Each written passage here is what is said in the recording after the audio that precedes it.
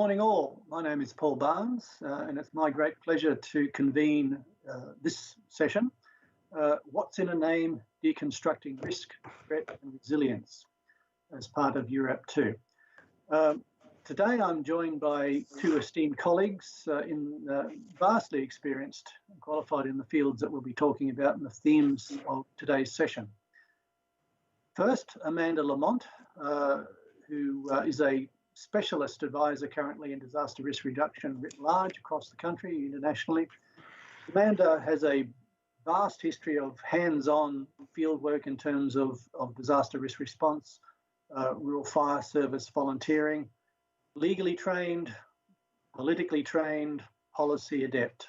And one of the critical things of Amanda is that she was the co-founder and vice president currently of the Australasian Women's and Emergencies Network, a very important sort of mover and shaker in the current post-Royal Commission world of Australia's disaster risk reduction. So I'm sure you'll all, if you're all in the room with us, if we were doing this for real, you would be welcoming Amanda with a round of applause, so you can do your virtual round of applause if you wish.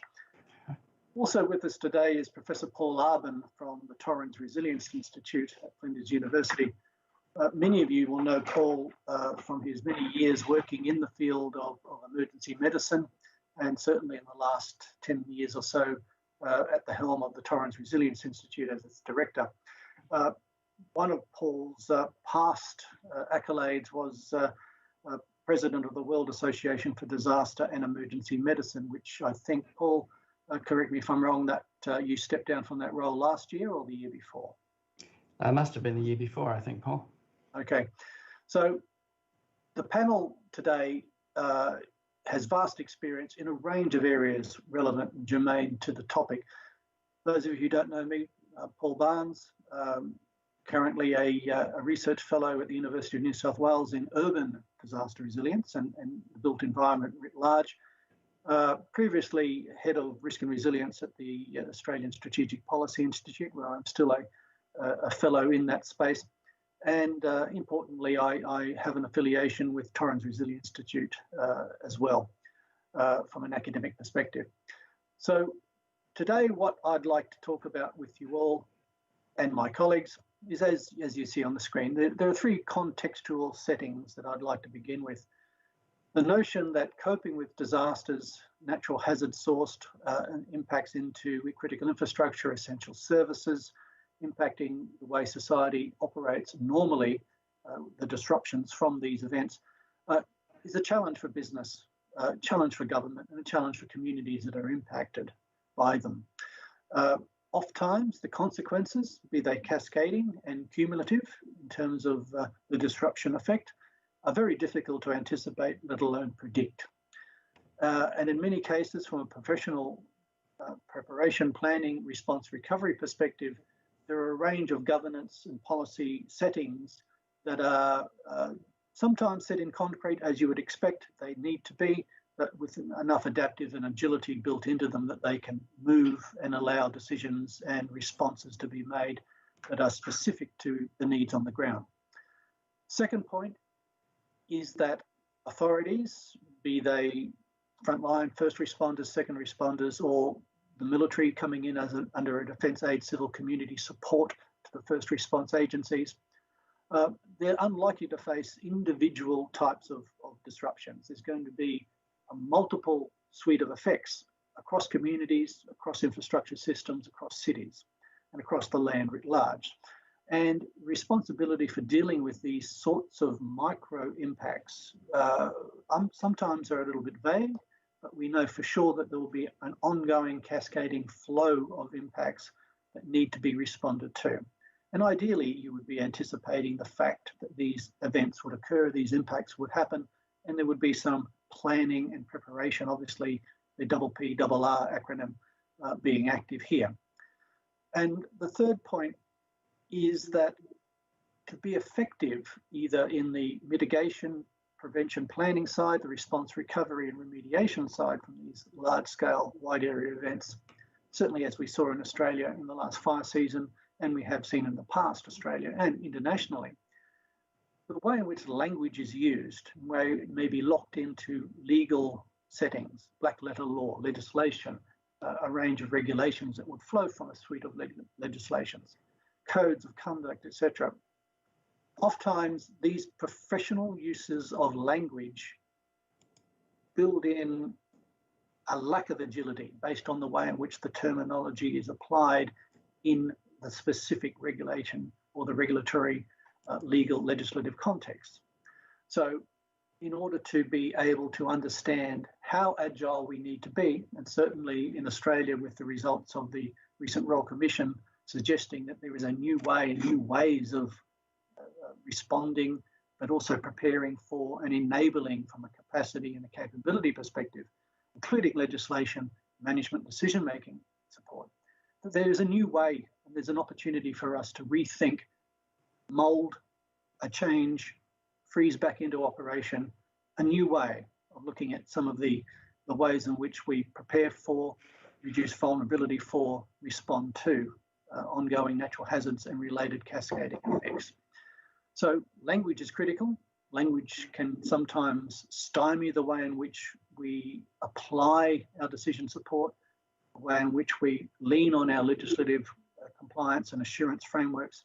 And it's critical to be able to understand that there may be different ways of looking at the linguistic approaches to the terminology of risk, threat, and resilience to enable disaster risk reduction, more effective applications of that particular outcome into the future. And certainly Australia and many parts of the world will probably warrant and benefit from greater agility. So the first slide I'd like to offer, and there's a few slides that I'll be going through before we open up for discussion amongst the panel. And unfortunately, we can't take questions from the audience, although we will be happy to receive emailed questions subsequently. I'm sure my colleagues will join with me in responding to any questions that may come in. Ortrin Wren, very famous sociologist, a number of years ago, created this table that you see, the 7 conceptual bases for the concept of risk. Now, if I can just direct your attention to the columns predominantly. From the left of the screen, Torrens talks about the actuarial applications of risk from an insurance perspective. Now, that is a number-based application where you can identify the number of car accidents on a main road between the hours of 7 p.m. and 10 p.m. on a Friday night in an age group between 25 and 35.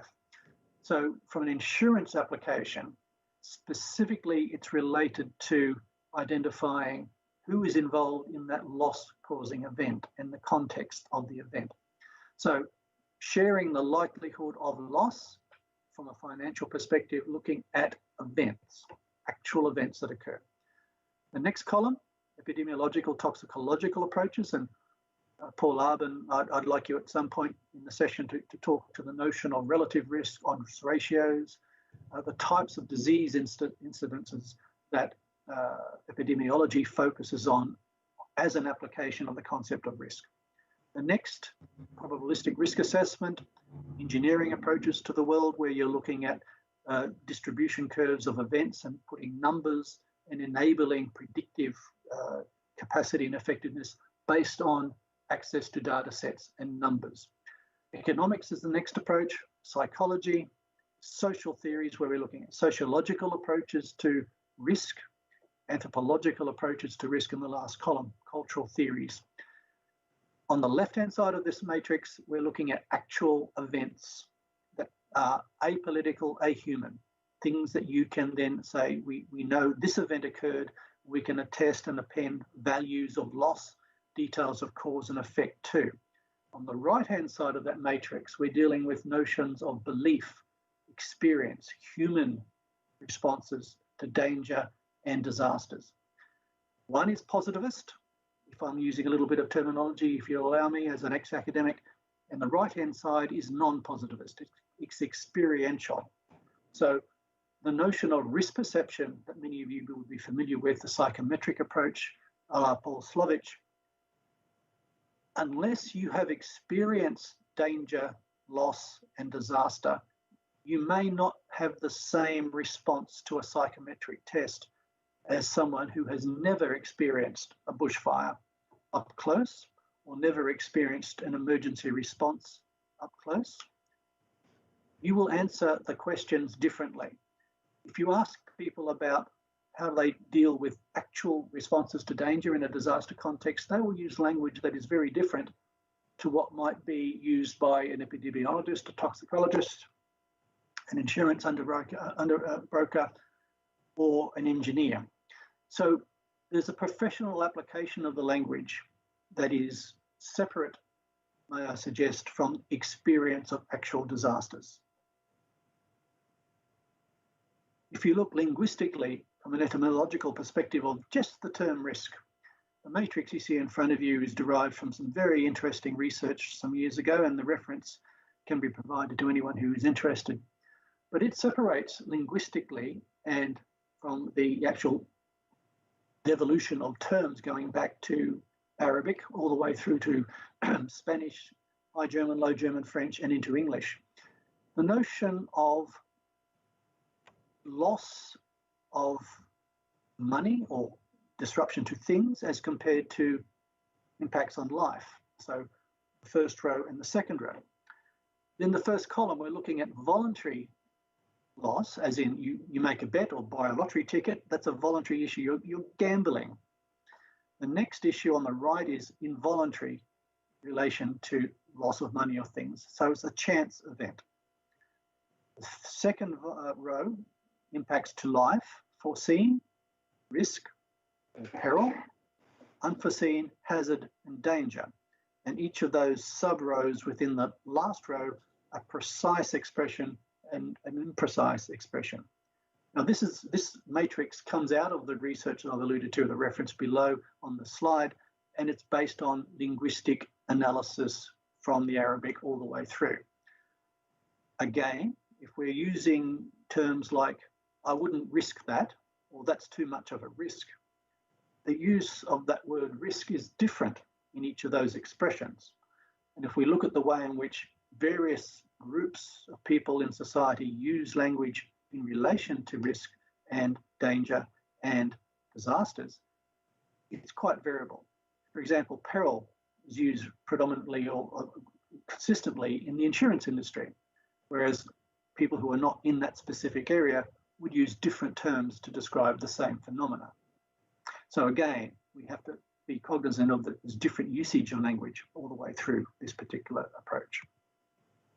If we look at health and safety, and this image is basically looking at likelihood and consequence, again, if you're applying the sorts of hierarchies of control that you see in occupational health and safety, it's a much clearer application of terminology. You're reducing the likelihood of future injury, reducing the consequences of that future injury by doing a range of management activities and adjustments.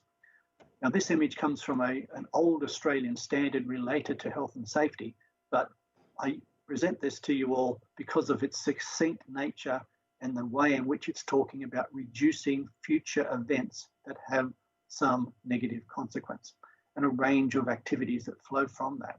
So if you're in health and safety, it's quite simple. You're working in a health and safety context where you're trying to make a workplace as risk-free, as in low likelihood, low consequence of future injury as possible.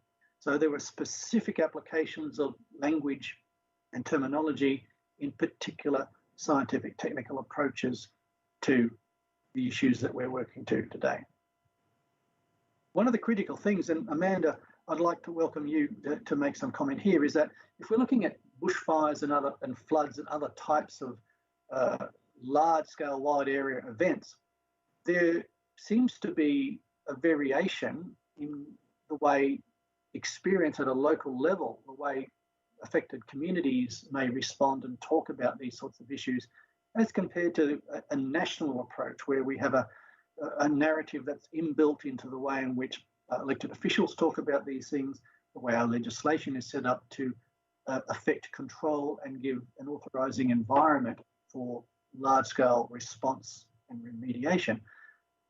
Is that your experience from your background as a lawyer and also as a volunteer firefighter and in the work you've been doing in between those two pillars? Thanks, Paul.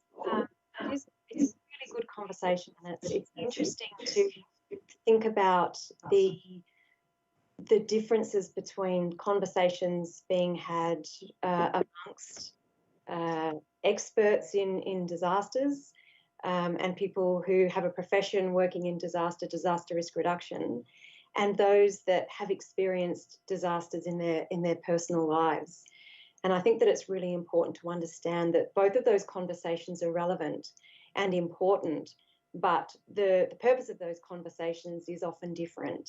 I think we strive to seek commonality and consistency in language at the national level, at the professional level, so we can all be standing on common ground and there's common understanding of what we're talking about. So we really strive to reach a point at a national level where we have consistent narrative and the words that we use are consistent, so we can all frame the next steps from the same starting point. And that's really important. And from a legal perspective as well, when we're drafting documents or pleadings or statements or presenting a case, we want to agree on the words. There's a strong drive to agree on the words that are being used, because those words are like the contract between us. We agree that's the word and that's our contract, and we can move forward. Transitioning then to a local community level, the need to have consistency and experience doesn't exist in the same way, and often it's quite different, because as you've mentioned, people's experiences of disasters are very different from person to person. But also worth noting, one person can have a different experience of an emergency or a disaster from one day to the next, or from one disaster to the next. So it is very different, and quite often people feel the need to be able to express their individuality and the individual experience in disaster. So they're not looking for common ground always. They're looking to say, look at me, witness what I experienced because it's different from you. Then there are often times when a community wants to seek the common ground together and share that experience because it's less traumatic to know that others have experienced it. So I think both are important, but to recognise that the need for common ground and consistency in language at a national level is important for purpose, but that is not the same purpose and doesn't necessarily meet the needs of people in a community that have experienced a disaster. Paul Arbon, from a medical perspective, the notion of critical incident stress and post-traumatic stress within emergency responders is well known, and it's been an established issue in support of the response capability and capacity through time. Community sharing of trauma and traumatic effects, it's a standard medical community health issue. But are there any nuances that you'd like to share with respect to the way in which language is used in post-traumatic stress responses in communities?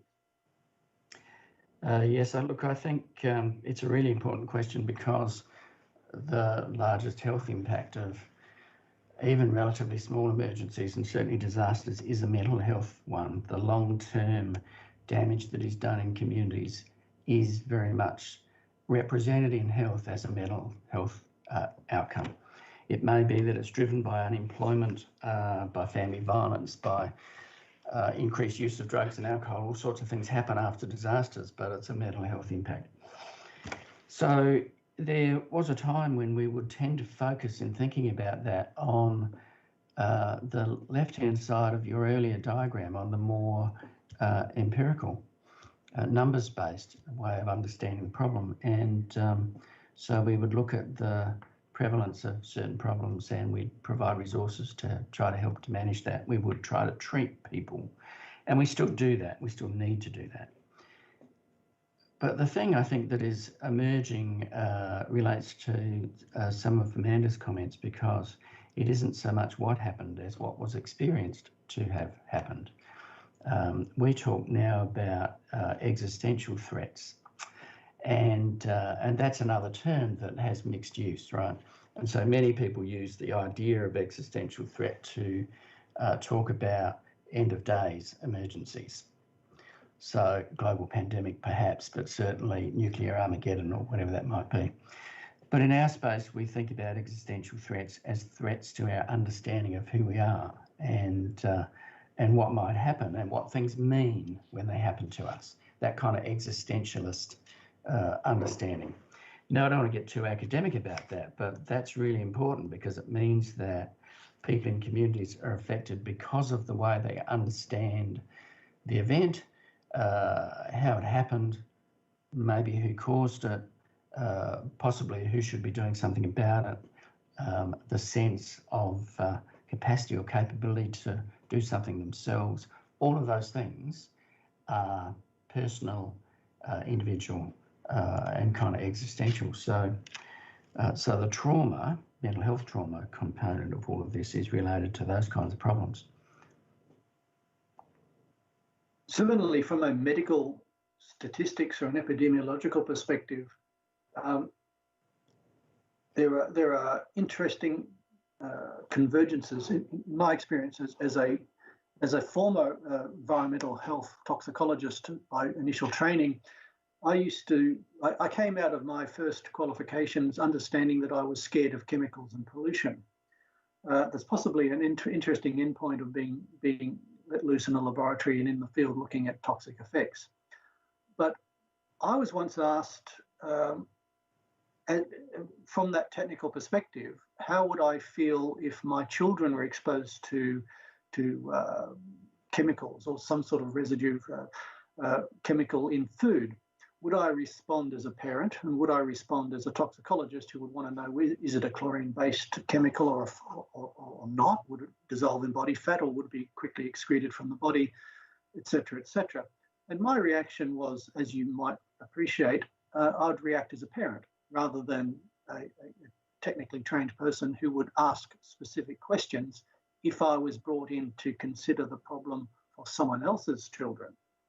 So the notion of relative risks and odds ratios and various applications of those terms in a medical toxicological perspective are often central nubs to confusion between people who are seeking information so they can make sense of their own safety or what they've been exposed to, or should they be worried about a particular crisis context. So Paul, how would you, do you have any comments about the notion that the interplay between experience of exposure and coming in as a technical specialist, talking about communicating to potentially affected communities or people about, well, have you been exposed and is there anything you need to worry about? What language would you use as a medical specialist in that context? Technical or non-technical? It's a very current issue, isn't it, around the COVID-19 pandemic and how health in particular and science more generally provides the facts, explains what is happening, what we might do about it, all those kinds of things. And we've seen a good deal of misinformation circulating around what people should do in relation to this particular health problem and other emergencies. And we see the science, the professions, talking in the way that they normally do about these events and trying to explain that currently we think this is what's occurring, the science says this, and at the moment we're happy with the level of evidence that we have, but that could change tomorrow because we want to be open and honest with you. We want to tell you that science has limitations. All of those are things you typically see scientists do because it's science. But it undermines our capacity sometimes to build trust because people see science changing its mind and moving on and learning new things. And so the use of, or not use of, we argued early on in the pandemic that people shouldn't wear masks, that they are not very effective. We still believe that actually. But now you'll see everyone saying wear a mask because 20% of the time it might help, and so on. So the message changes. The problem with all of that is that it's a relationship, therefore, between truth and trust, and often trust wins. So if increasingly what we see in public health is that if you hear about something from somebody near to you in your social network, and there's somebody that you have a close relationship with, you're more likely to trust what they tell you to do than you are a health practitioner or a health department. What we would formerly have called a trusted institution is no longer as trusted as it used to be. So that's a very complicated problem, because we are trying to, in the resilience space, ensure that the systems that we depend upon for our safety and our health are not disabled because of people lose trust in them. And so we're starting to talk much more in health about understanding social capital and those kinds of personal interactions and truth and trust and influence and those kinds of things, and focusing a little less on what we would have called human capital. And just to explain that, the difference between those two things is that human capital refers to the sorts of things that you can measure about a population that drive its health. So it's the proportion of the population that are older, the proportion of the population that have more than one chronic disease, all of those kinds of things that are the human capital of a community or indeed a nation. Or social capital, which is much more about relationships and culture and politics and the things that truly drive what people actually do in their behaviour responding to an emergency. So complex stuff, and increasingly our usual battery of scientific responses, public health responses, is undermined by the fact we don't have an armoury that allows us to deal with these other issues that are perhaps undermining our response. Amanda Lamont, from as the creator of a very recent sort of emergent sort of an NGO, the Australian Women's Network, in terms of emergency, and recognising that the impact on women and girls in terms of a whole range of issues when society loses its normal business as usual sort of structures. What language change have you seen and your colleagues within the network have seen or are talking about with respect to different ways of expressing anticipation about disasters, response to them? How do communities' recovery processes? What language types are you seeing, if you're seeing any particular patterns? So just quickly, with the Australasian Women in Emergencies Network, Paul, to explain that this is not a network for female firefighters. This is a network for women, and I'm just saying that because it's a common misconception. It is a network for women who have a role to play in emergencies. And of course, it includes firefighters, police officers, people that work for the State Emergency Service. So people that lights and sirens and uniforms are responding to emergencies. But what we recognised that there was a gap for women who have a role that aren't in lights and sirens and uniforms. So women who work in local government, women who work at Australian Red Cross, for example, women who are actually teachers in schools, mothers at home, librarians, nurses. So what we wanted to do was establish a network for women who have a role in emergencies, whether it's on the front line or whether it's in that preparedness phase or the recovery phase. So first and foremost, it's a broad cohort of women who have a role, a really important role. And so bringing that group together, celebrating, recognising and promoting the role that women play first and foremost. And then as we talked about the network and the role that women play, we talked about the particular skills that women, and I know this is a binary and generalised conversation, but what are the skills that women bring to that space? And we say that they bring all the skills. It's not special skills or different skills, but all the skills that men might bring, women bring those too.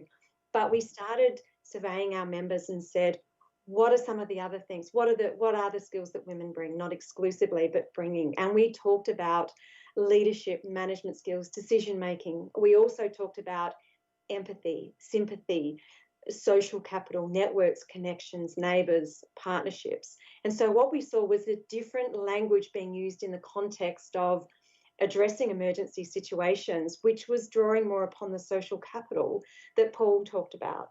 So we saw a shift in the sorts of words that were used in an emergency context that recognised the full gamut of the experiences in emergency, that wasn't just the scary, frightening experience that happens when the storm is raging or when the fire is approaching.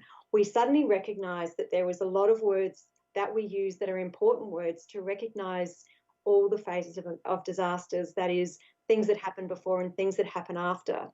And talking about the specific impact of disasters on women, there is a lot of research that recognises the different roles women play, but also the different experiences of women in an emergency or disaster context. In a COVID environment, there's a lot of evidence now in Australia and overseas that talks about the different impacts that COVID and lockdown and restricted activities and the workforce and ability to earn an income, how that has had a different impact on women.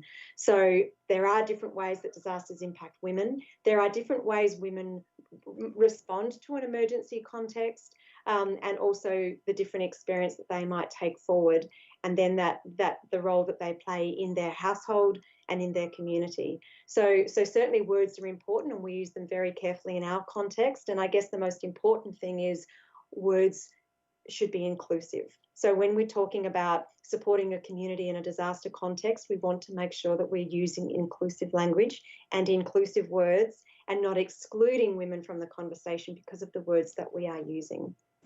And I can give you some examples, but I'm sure you get where I'm coming from. Certainly. From the non-national narrative perspective, from community response, was the intent of my question there, Amanda. Is there a specific lesson learned? For example, is there elements of the Royal Commission findings for you that resonate specifically about the way in which communities describe their experiences? Are there things that the Royal Commission, the evolution, as I've written recently, evolution and revolution in some of the recommendations, some of them may be revolutionary if traction is found across our communities and across our government, state and federal. But are there any nuanced elements of those recommendations that speak to you as a community specialist in the field that could be revolutionary? Well, first and foremost, listening to community tell their story of their experience directly in a Royal Commission context is really important. People can relay other people's stories, it's not the same. So having the community experience and the direct stories presented directly in evidence to the Royal Commission is really important. And then to take those lived experiences and to make some decisions and recommendations on the basis of the different stories that are heard from the community is really important. I think one of the risks, and this goes back to the Mobius strip and that continuous learning, is when we look at developing a national narrative or national recommendations or a national response, there is an element of saming and there is an element of finding a fix, a one solution to lots of problems. And I think the opportunity here with the Royal Commission recommendations and our response and how we pick those up is to understand that there is a national narrative, there is a national sameness which sets direction. But after that, we need to take that to an individual or a community level and interpret the sameness very differently for a different context. So I think the opportunity with the Royal Commission recommendations is to understand that nationally, we want to head in a common direction to achieve common purpose and that collective impact, which those recommendations would suggest. But how we implement those and how they play out needs to be done at a very local level. So the communities take those recommendations and they say, well, what does that mean for us? What do we value? What do we want to protect? What scary experience do we not want to have again? And I use the word scary because you would never find that in national policy or strategy or frameworks or Royal Commission recommendations, but people will tell you more often than not, they felt really scared and I never want to have that experience again. Those words resonate, but we don't see them in the national narrative. So we use fancy words that we can all agree on because we think they're safe words. But the reality is it's scary. The reality is that people experienced the worst day of their life, that those words are like, walk alongside people on the worst day of their life. So with people with those experiences, and here are the recommendations, what do you think and what does that mean for you and what can you do about those recommendations? And the reason why it's at that continuous learning loop is because then it's really important for organisations at a national level to see what's been going on at the local level and to readjust the language, the policy, the strategy, the learnings, the recommendations as a result of what's been learned at the local level. So then we might adjust our national narrative And then that feeds back to the local community level for them to say, well, let's take that forward and take the next step. So huge opportunity there for the Royal Commission recommendations to be understood, acknowledged, read by communities, and then for communities to feel like that you know, to take on that level of empowerment and decision making themselves. So for their context and for their experience, what does it mean and what can they do now moving forwards? There may need to be a universal Babel fish available for translating technical national narratives, professional language into ways and means that align with local experience. Paul Arbon, from a back to a medical perspective again, if I said to you that you have a 1.4 relative risk of having this disease as a result of your exposure during this disaster or this particular pandemic, how would you describe, would you, if you were a layperson, how would you understand what I mean by 1.4 relative risk? I have no idea what you meant, Paul, and I have to say the more expert the health practitioner, the less likely it would be that they would understand what you meant truly, because those kinds of numbers are so much about whole of population that they become meaningless when you go to a shopping centre or a local community or even a state in various ways, and so just not useful. The challenge is always understanding that there is some risk and that the results may be preventable, and identifying what the steps might be to address that risk. The challenge in health, however, is that, and again it relates to that kind of number, the challenge in health is that, in fact, there isn't one risk. So if you talk about COVID-19, we know, for example, that disabled people with disabilities are more at risk. We know that people with chronic disease are more at risk, those kinds of things. So you start getting layers and layers. So if you have a disability and a chronic disease, that means something else, and so on and so on. So, Paul, what does at risk mean in lay terms? Well, in a health context, at risk would mean the likelihood that or the rate at which you might acquire a medical illness or injury, and the severity of that outcome, I suppose. How does vulnerability factor into the concept of being at risk? In health, a great deal, because there are patterns of health and illness that will place individuals at more or less risk for certain diseases and indeed for some trauma. So absolutely, but they're very individual.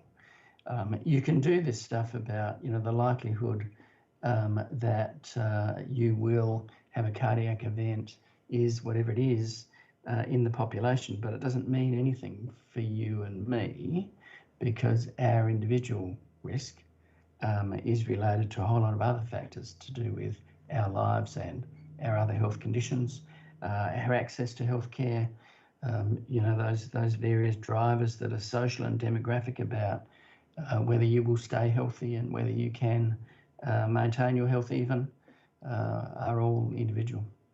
So at the level of a population, the risk numbers are indicative of trends and potentials across categories of individuals. But then the specific advice has to come down to individual decision making and case by case.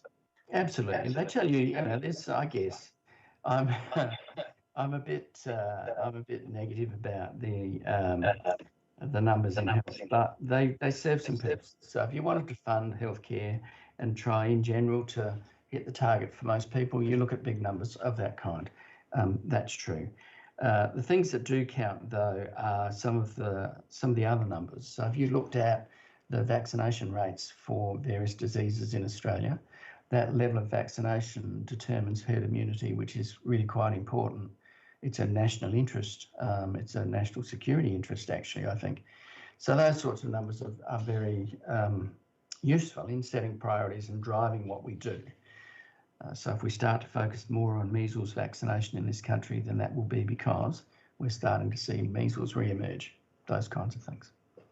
So I take from that comment, Paul, that in terms of applying risk, vulnerability, threat, and the famous iconic word resilience, if we're looking at those issues as national phenomena, we have to be very agile to indicators of change within society in terms of medical and/or well-being. And Amanda, from a community viability perspective, how viable is the community?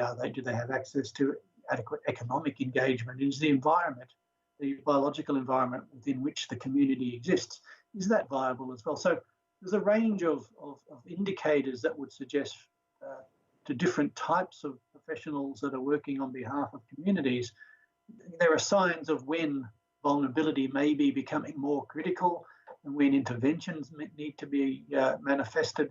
So there would seem to be, in my view, a need to have this meta-narrative of phenomena that the government, federal government, state governments, local governments are all engaged with in a consistent, scalable sort of system of government intervention where they know when to intervene, they know when to sustain, they know when to have the minimum touch.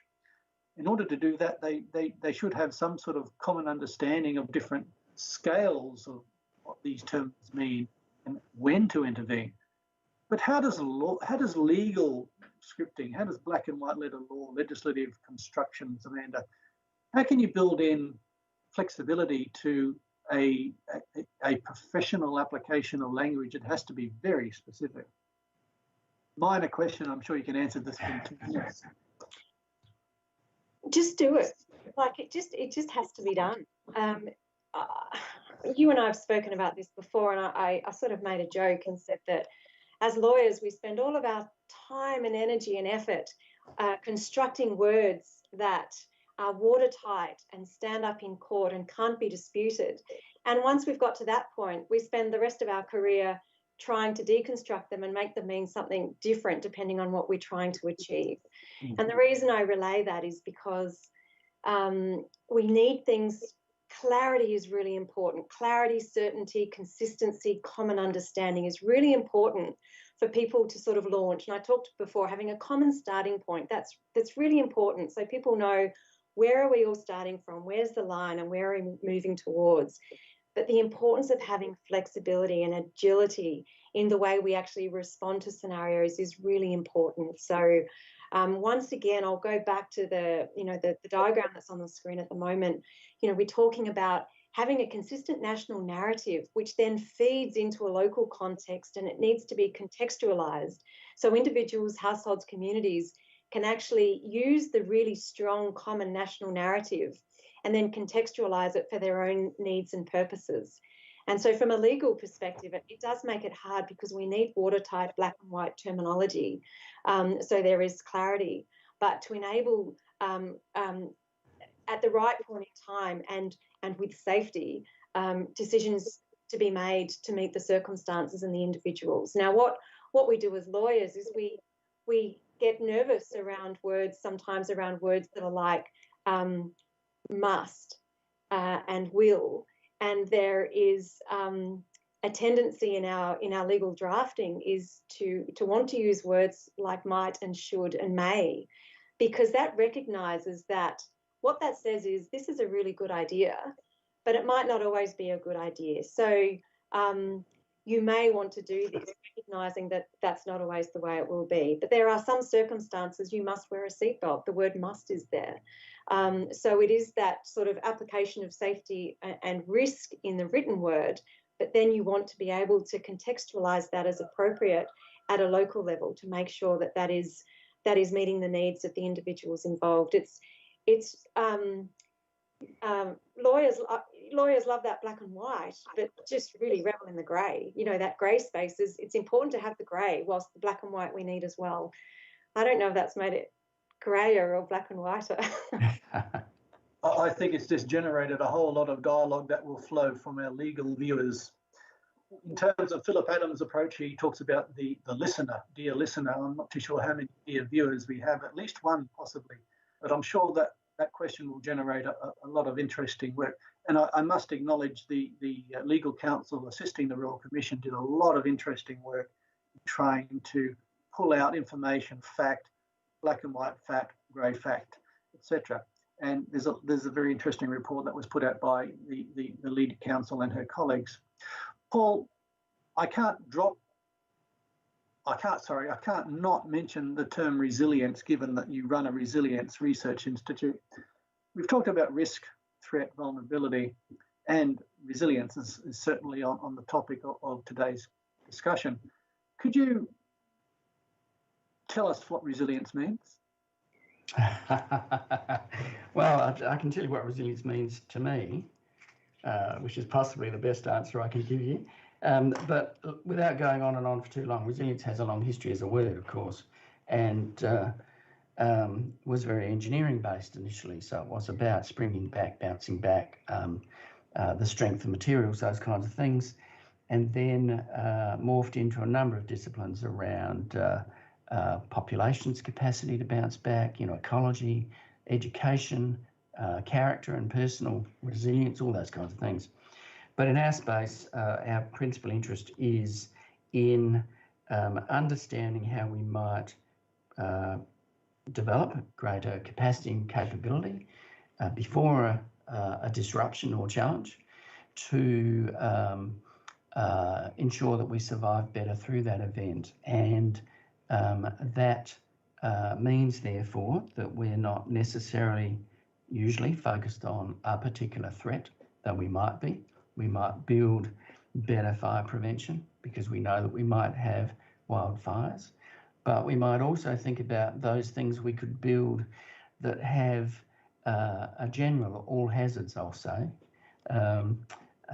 effect. So we might want better logistics and better communications and better networking across community members, and better education, all sorts of systems developed that, regardless of what the disruption is next week, we'll still do a little bit better than we would have done otherwise.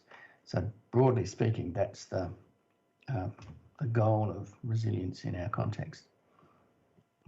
It does, I'll just say, Paul, very much come about from the fact that we no longer only see the threat and the event as the problem, because we see so many times that we know how to manage the unfolding event, but we don't always know what the unexpected consequences will be, and the cascading effects of emergencies now, because we are also interconnected and interdependent. And so resilience is also a way of trying to get us back into the basic community and societal work that we need to do, because we might break things we didn't expect to break next time there's an event. Well, given the fact that we are working to time, I have 2 minutes before I have to thank you both for your valuable engagement and content. The last screen that you see there is a non-language specific in terms of risk, threat, etc. It talks about the fact that you may have an emergent disruption.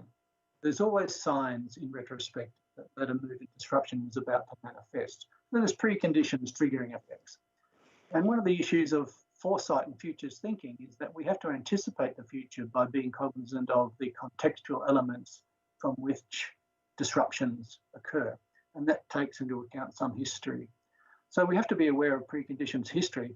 We have to understand the nature of the threat that leads to a disruption and the ongoing effects, both secondary and tertiary, and the way in which those effects feed back. So community engagement and development, community redevelopment post disasters is a secondary, tertiary feedback phenomena that has to be certainly at the front and centre of decision makers, responders, and governments that assist communities in coming back. So colleagues, I'm going to stop there. I'd like to thank Amanda Lamont and Paul Arbon for your comments. We could go on for much longer, as you know that we have in the past spoken for much longer on these topics. And to the viewers at home or wherever you are, thank you for your time today. Again, if you have questions, email to University of New South Wales. I'm sure myself and my colleagues will be able to respond as needed if we can. So from me, Paul Barnes, thank you for your time, and it's goodbye from us.